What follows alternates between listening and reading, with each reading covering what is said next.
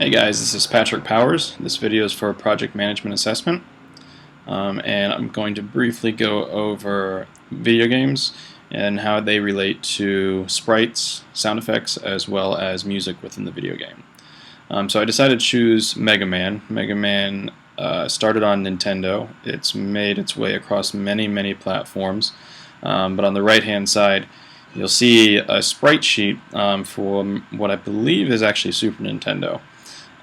What a sprite sheet is basically a way for developers to create video games and really reduce the overall size of the game by using a sprite sheet rather than individual images. If you can imagine how many images are right here, and what is basically happening is these movements are occurring.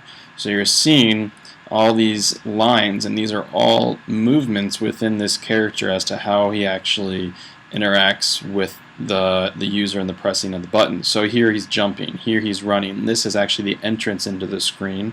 Also, actually, if you go backwards, that's how he exits the screen. This is his power-up shot. This is his normal shot.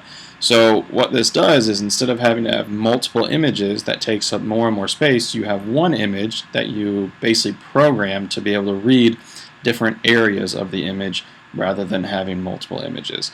So it really speeds up games. It allows for less memory to be used within the game, and it's basically just a overall better and more efficient way to create video game images for characters and their movements. So how about the music and the sound effects? What's the purpose of those, and how do they really help enhance the game? Really, without music and sound effects, the user becomes disconnected from the game slightly. Using music and sound clips can really get them engaged, really feel like they're part of the game, really feel like they're engaged. An example that I read about in an article was there was this point in the game that there's like this bit of anticipation, what's about to happen, and the music is building up and up and up.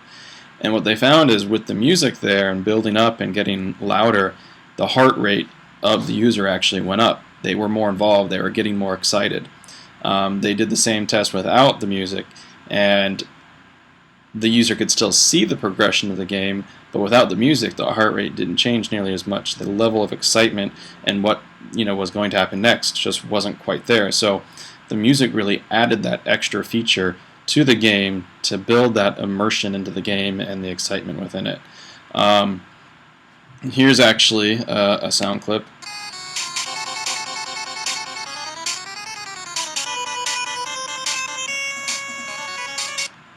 Not sure if you'd ever be able to know what that is exactly from, but that's from the Dr. Wily stage of Mega Man.